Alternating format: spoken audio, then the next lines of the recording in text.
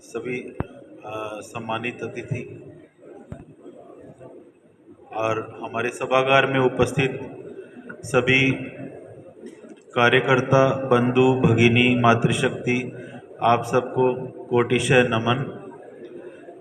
अभी बैठे बैठे आपकी सबकी भावनाएं मैं सुन रहा था, तो ऐसी अच्छी भावनाएं हैं और अच्छा प्रयास है, संगठित और सामूहिक प्रयास है, तो निश्चित रूप से आप लोग जो है लोगों के जो अधिकार हैं, लोक अधिकार हैं, उसके लिए आप कुछ कर पाएंगे और बहुत कुछ करेंगे।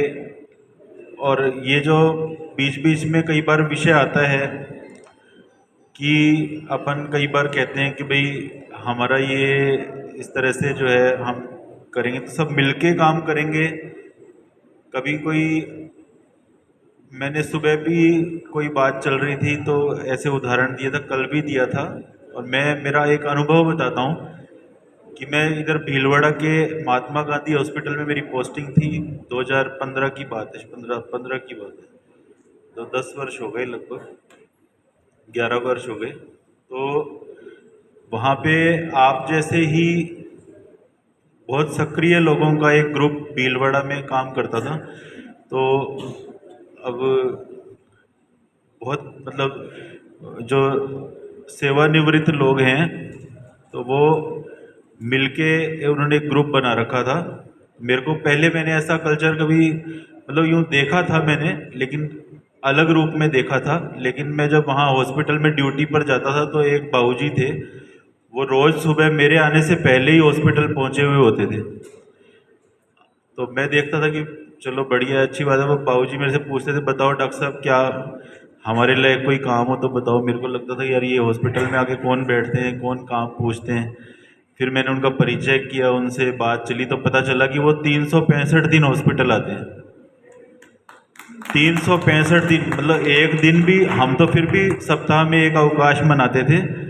बाद में पता चला कि वो पूरा उन्होंने एक ग्रुप बना रखा है और 365 दिन राजकीय हॉस्पिटल में आते हैं और आके और डॉक्टर्स से भी पूछते हैं कि बताओ हमारे लिए कोई काम, कोई अटक रहा हो तो कोई काम, मान लो कोई गरीब पेशेंट मिल गया तो उसको पैसे नहीं है तो उसको दवाई दिला देते हैं। मतलब सारी व्यवस्था वो रखते थे। कोई भूखा है, कोई मतलब लाचार है, किसी का कोई अटेंडेंट नहीं है तो उसको फल फ्रूट ला दिए, ये कर दिए, वो कर दिए। तो मतलब अपना बिजनेस उनको जब पूरा यकीन हो गया तो उन्होंने मेरे को बताया कि भाई डॉक्टर साहब मेरा बिजनेस वगैरह सब हो गया, मैंने खूब बिजनेस किया है और अब जो है ना मैंने भी जैसे रिटायरमेंट होता है वैसे रिटायरमेंट ले लिया। अब मैंने घर वाले मेरे अपना परिवार चल रहा है, भगवान की कृपा है, और मेरा बस एक ही काम है। मेरे को ये बात समझ में आ गई कि मतलब कोई तीर्थ यात्रा करने से पता नहीं भगवान मिले या ना मिले, मेरे को संशय है। लेकिन मैं 365 दिन आके अगर रोगियों की सेवा करूंगा तो मेरे को निश्चित रूप से भगवान मिलेंगे। तो उनकी वो भावना आपके ज़्यादा दूर का उदाहरण नहीं है ये।